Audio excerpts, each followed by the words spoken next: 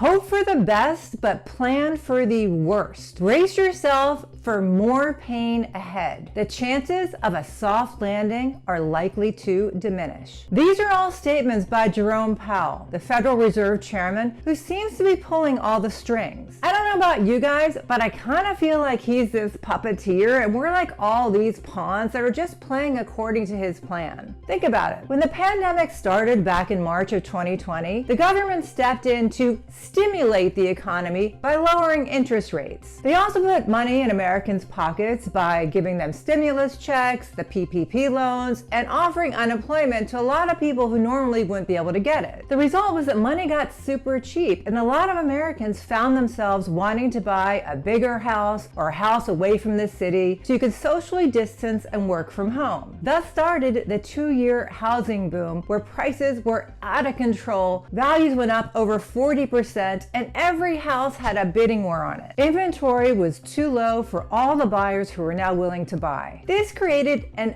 unsustainable housing market that was severely unbalanced. Buyers became incredibly frustrated while sellers were laughing all the way to the bank. Cut to spring of 2022 and the puppeteers stepped in to try to fight inflation. This time they wanted to make money more expensive so buyer demand would go down because housing had become simply unaffordable. Prices had escalated so high that even when they raised interest rates from 3% up to 5%, it just didn't create the kind of price drop that they were hoping for. So the Fed stepped in again and raised interest rates again. Meanwhile, inflation started taking off, so everywhere you looked, from groceries to gas prices to utilities, became so much more expensive. Now we're in October of 2022 and interest rates are right around 7%, the highest we've seen since 2008. And housing is still unaffordable. Will the puppet master keep pulling the strings until the entire housing market crashes? Will this solve the problem of unaffordability? Or will money be so expensive to borrow that even with the prices going down, housing will still be unaffordable? Let's take a look at this article from Shrey Dua from InvestorPlace.com that's titled, Why a 2022 Housing Market Crash Could Be Worse Than 2008, and see if we can find any answers. So let's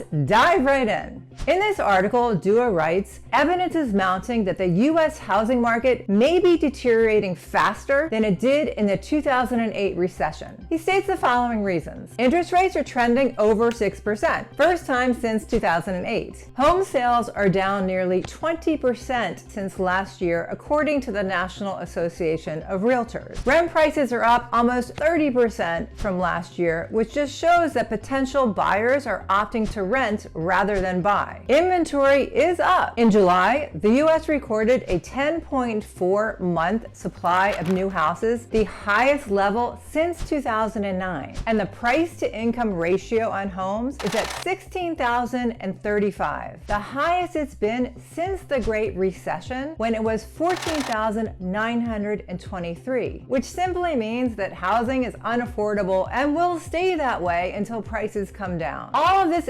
definitely points to a deceleration of the housing market, but doesn't point to a complete crash. The most startling reason to me out of all the ones that were stated is the increase in inventory. Because I've said all along, we need a huge influx of inventory all at one time to create a housing market crash like we had in 2008. Take a look at this chart by Fred Economic Data. You can see quite clearly that in July, inventory was at 10.4 months supply, and that it hadn't been that high since April of 2009 when it was at 10.7 months, which was coming off the peak of 12.3 months from January of 2009. Before that, you'd have to go all the way back to September of 1981 when we had 11.3 months of supply. This chart scares me more than anything else that I've seen or heard up to date. The only good thing that I do see is that it does show a decline in inventory in August to 8.1 months of supply. Now, I always say that real estate is very localized. So what's happening in one part of the country may be very different than what's happening in other parts of the country. But not everybody agrees on how bad it can possibly get. Dua uses Mark Zandi, the chief economist economist from Moody's Analytics as a resource in this article by saying that Zandy says that prices will go down. In this article, he says 0 to 5%, but I've seen Zandy say that prices could go down anywhere from 10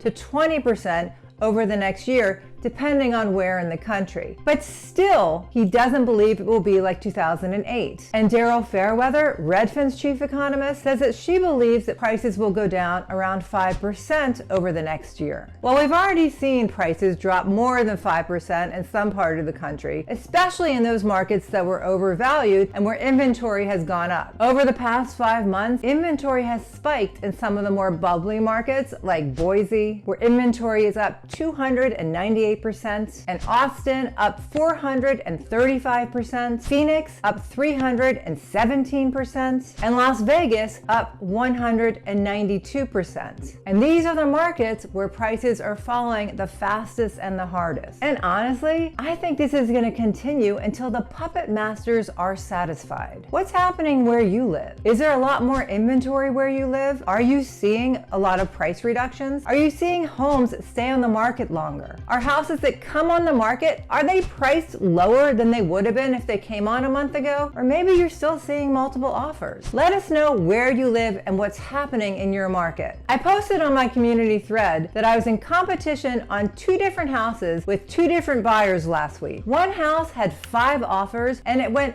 $400,000 over asking. That's a 20% increase over the list price. I couldn't in good faith advise my buyers to top that, not with this changing volatile market. It just doesn't make sense to me in today's turbulent market. The other house, there was only 2 offers and my buyers were the winners. This house went $10,000 over the ask price, but my buyers got 3% sellers help to help them with their closing costs and asked the sellers to buy down their interest rate, which made it more affordable. We also had a full inspection and loan and appraisal contingencies. This transaction seemed much more normal to me, and I'm happy to say that these buyers are absolutely thrilled and are planning on staying in this house for a while. So that's what's happening where I am in the DC area, but I really look forward to hearing what's happening from you guys. This is the best way that we can all understand what's happening in the housing market today in October of 2022. I hope you got some value out of today's video. I think it's super important to give you guys the most up-to-date information in this volatile housing market so you can make the best decisions for you and your families. If you did get some value and you want to show our channel some support, definitely smash that like button,